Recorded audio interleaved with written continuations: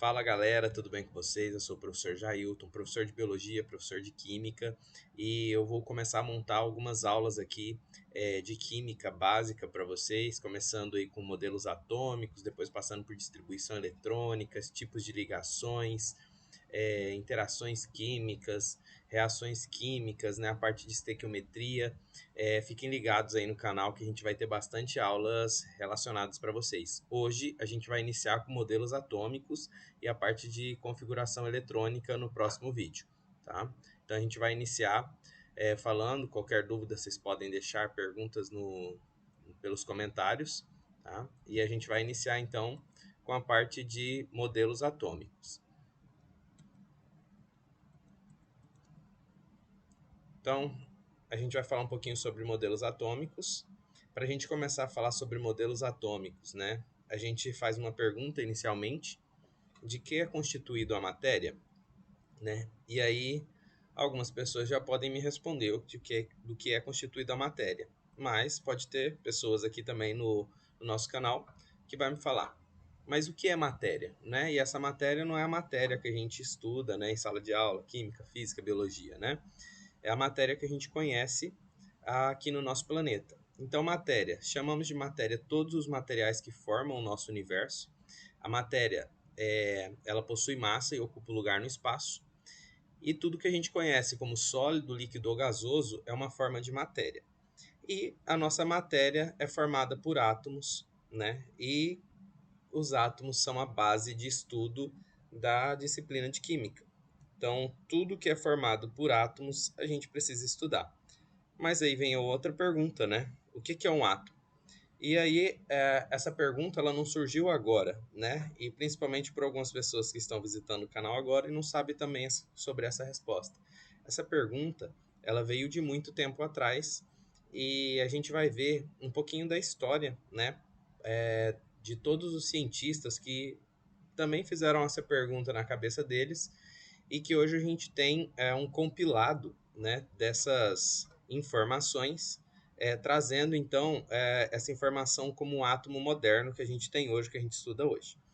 Então, átomo, né, segundo o filósofo grego Demócrito, se pegarmos um objeto e dividirmos em um fragmento cada vez menores, o resultado dessa divisão seria um fragmento indivisível, e ele chamou isso de átomo, né? Então, o nome significado de átomo está relacionado com algo indivisível, muito pequeno.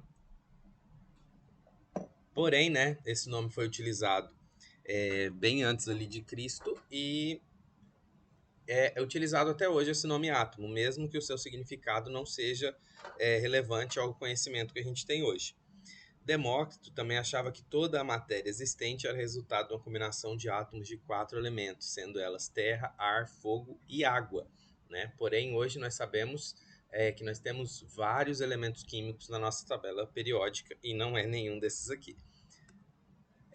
O modelo de Demócrito, então, foi baseado na intuição e na lógica. A gente não teve a metodologia científica, né, a prática experimental agindo sobre esse conhecimento de Demócrito.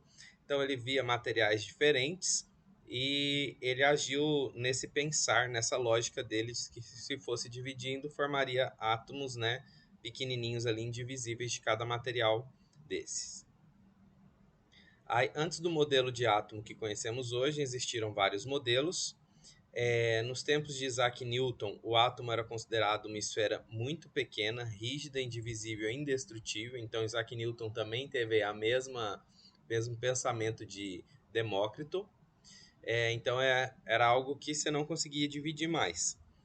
Esse modelo foi a base para o desenvolvimento da teoria cinética dos gases e outros modelos foram sendo criados à medida que determinados experimentos revelaram a natureza elétrica do átomo. Então, até esse momento, eles não sabiam que existiam pequenas partículas no átomo, como prótons, elétrons e nêutrons, né, que possuíam características elétricas.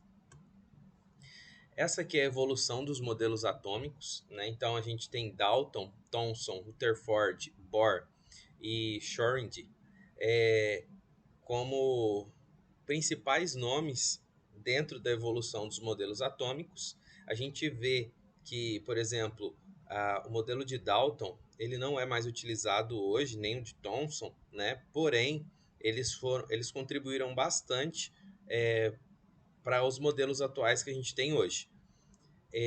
A gente vai falar sobre cada um desses, mas o que eu acho importante a gente falar, né, é o tanto de tempo que foi demorado de um modelo para o outro, né? Então, por exemplo, em 1803, quando foi criado esse modelo indivisível, demorou-se 100 anos para se falar sobre cargas elétricas no átomo, né? E aí, olha, depois de um curto espaço de tempo depois da descoberta das cargas, né, a gente já tem o modelo relacionado com o núcleo e a eletrosfera, né? E aí 2 anos depois vieram outras contribuições relacionadas a níveis de energia e nuvem eletrônica, né, orbitais, o que vai dar base para a gente estudar os próximos conteúdos. Mas vamos falar mais com calma sobre cada um desses modelos aqui.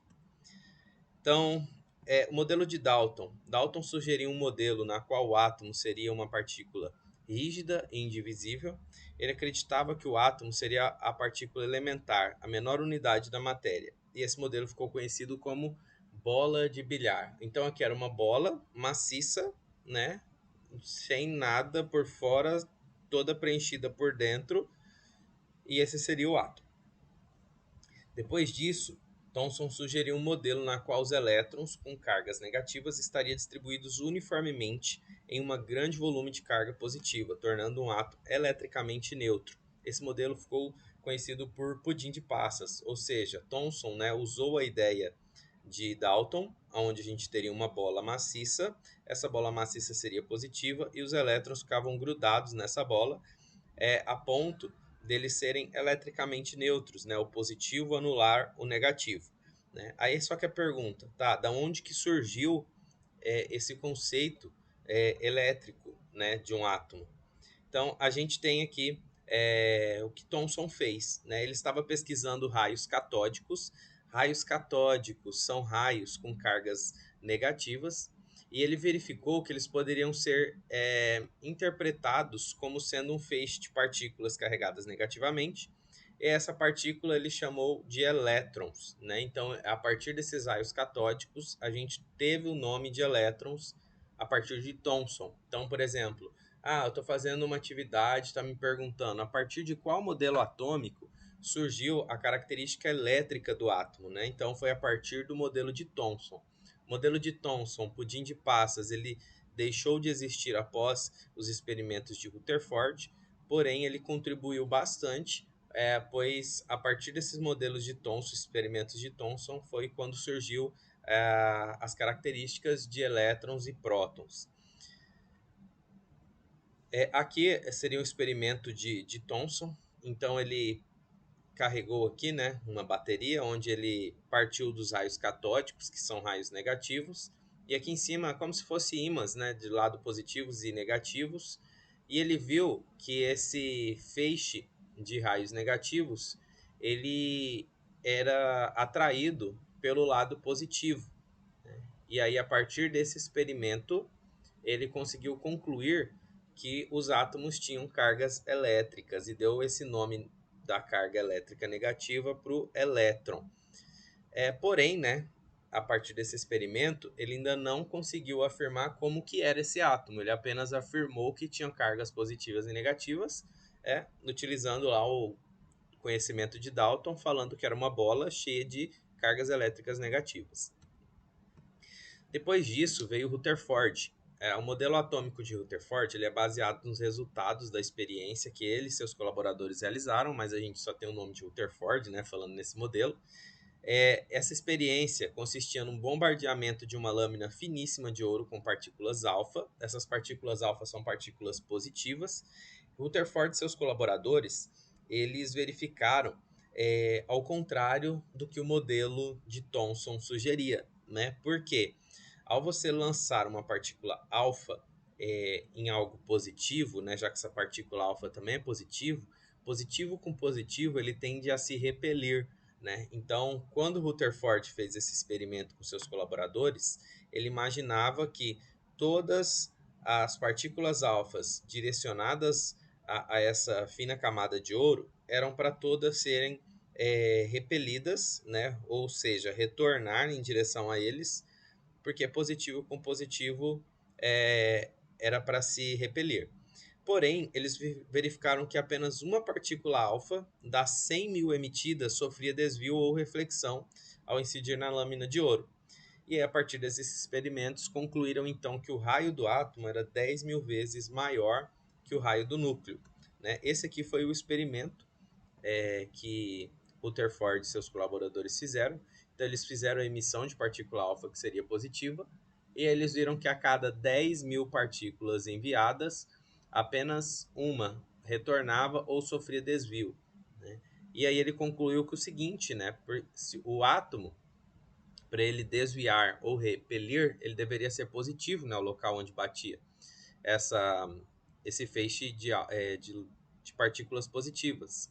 Então, se a partícula passasse por aqui, ele não retornaria, passaria direto. E a partir daí, então, a gente tem o conceito de que o átomo é formado por um núcleo bem pequeno e o local onde os elétrons circulam é chamado de eletrosfera. Então, o modelo do atômico de Rutherford, ele admite os elétrons gravitando em torno do núcleo, e o núcleo, né, a partir daqui a gente tem conceitos, então, da massa do átomo estar relacionados com o núcleo, e aí aqui a gente tem as partículas que são positivas e as partículas que são neutras. Então, o núcleo é formado por prótons e nêutrons. Esses nêutrons estão dentro do núcleo para ajudar com que os prótons não se repilam, né? Não façam repulsão de um para o outro. Então, esse nêutron ele fica apaziguando uma partícula positiva da outra. E os elétrons ficam em uma eletrosfera girando ao redor desse núcleo. Então, o núcleo constituído de prótons de carga carga positiva, e de nêutrons que não têm carga, e os elétrons de carga negativa ficam girando em volta do núcleo, ocupando uma grande região conhecida como eletrosfera. E esse modelo de Rutherford ficou conhecido como planetário. Esse modelo era chamado de planetário devido à sua semelhança com o nosso sistema solar, né? O nosso Sol é o núcleo aqui do nosso sistema solar, e os planetas ficam girando ao redor desse núcleo, muito parecido com o que Rutherford colocou em seu modelo atômico. Porém, né, a gente viu que tem outros nomes após Rutherford, né, Bohr principalmente aí 2 anos depois. O modelo de Rutherford ele trazia um problema. Por quê, né? Aí a gente traz um pouquinho da física. De acordo com a teoria eletromagnética, os elétrons, ao girarem em torno do núcleo, eles emitem continuamente energia, já que se trata de uma carga em movimento acelerado. E carga em movimento acelerado, ela vai emitir energia. E aí, com isso, né, com a perda dessa energia dos elétrons, eles se aproximariam gradualmente do núcleo em trajetória espiral, se chocariam com o núcleo, acarretando em um colapso da matéria. A gente sabe que isso não acontece, né? E aí entrou então o modelo de Bohr. Bohr ele não criou um outro tipo de modelo, ele apenas fez uma contribuição para o modelo de Rutherford. Hoje é bastante estudado o modelo Rutherford/Bohr, porque os dois trazem basicamente o mesmo tipo de modelo, que é um núcleo e os elétrons girando ao redor, que é o modelo planetário. O que Bohr trouxe então? Né? Ele trouxe o seu modelo baseado na teoria quântica, então utilizaram-se contas, né, para trabalhar essa deficiência do modelo de Rutherford. Então, primeiro aqui, né, modelo baseado aqui, né, da teoria quântica, que um elétron em um átomo se move em órbita circular em torno do núcleo sob influência da atração coulombiana entre o elétron e o núcleo, obedecendo às leis da mecânica clássica, né? Para quem não lembra aí o que é essa atração coulombiana, a gente ter cargas de sinais diferentes, elas tendem a se atrair, né? Esse Q que significa carga e esse D que significa distância. Então, a força de atração, né, relacionada a essas duas cargas, elas nos trazem a força de atração coulombiana, né, que nada mais é do que uma constante vezes a carga 1 vezes a carga 2 dividido pela distância ao quadrado. Aqui a gente consegue perceber com essa fórmula que quanto maior a minha distância, menor a força de atração entre essas duas cargas. Então, a lei de Coulomb, ela veio então para ajudar, né, o Bohr no modelo dele, relacionando então, tentando solucionar, ele conseguiu através dessas contas, o modelo de Rutherford. Outra coisa que ele trouxe, em vez da infinidade de órbitas que seriam possíveis segundo a mecânica clássica, um elétron ele só pode se mover em apenas uma órbita, né? Então, como o nosso planeta Terra, por exemplo, gira em apenas uma órbita ao redor do Sol, né? Por exemplo, Sol, aí Mercúrio, Vênus, Terra, né? Então, Terra sempre vai seguir essa sequência aí de estar na terceira camada ao redor do Sol, e os elétrons vão seguir basicamente essa órbita através da força de atração com o núcleo e repulsão com os outros elétrons. E o terceiro, apesar de estar constantemente acelerado, um elétron que se move em uma dessas órbitas possíveis, são chamados de estados estacionários, não emite e nem absorve radiação eletromagnética. Portanto, a sua energia vai ser total e permanecer constante. A energia radiante emitida, isso já na quarta proposição que ele trouxe, a energia radiante emitida ou absorvida por um átomo equivale a um número inteiro de quanta, né? E aí essa quanta, Planck trouxe, né, depois falando sobre isso, o que era essa quanta. Então Planck considerou que a energia radiante não é emitida ou absorvida de maneira contínua, como em geral se pode imaginar, mas sim em porções descontínuas, em pequenos pacotinhos, de modo que a energia de cada pacote seria proporcional à frequência da radiação de cada átomo. Aí cada pacote foi denominado de um quanta de energia, que no plural significa quanta, e a quanta de energia luminosa foram batizados de fótons. Então, por exemplo, a luz emitida, né, por uma lâmpada, né? Então são fótons que são liberadas através de energias que são absorvidas pelos elétrons. E aí, quando eles são absorvidos por esses elétrons, eles pulam para uma camada mais energética e depois eles retornam para a camada original. Quando eles retornam para a camada original, eles liberam essa quantidade de energia. Apenas nesse caso, então, a gente tem os elétrons liberando energia. A variação de energia que se produz no átomo é sempre igual à quantidade de energia emitida ou absorvida. Então, ele só vai emitir uma variação de fóton relacionada à emitida a energia que ela foi absorvida. E aí a gente tem aqui, né, então, as órbitas que foram definidas em relação a ficaram órbitas circulares. Eles são denominados níveis de energia e os elétrons que nelas se localizam constituem uma camada eletrônica. E eles são conhecidos hoje, né, com os átomos que a gente tem aqui no nosso planeta conhecido, são conhecidos 7 níveis de energia. Esses níveis de energia começam com a letra K e vai em ordem alfabética até o Q. Então, K, L, M, N, O, P, Q.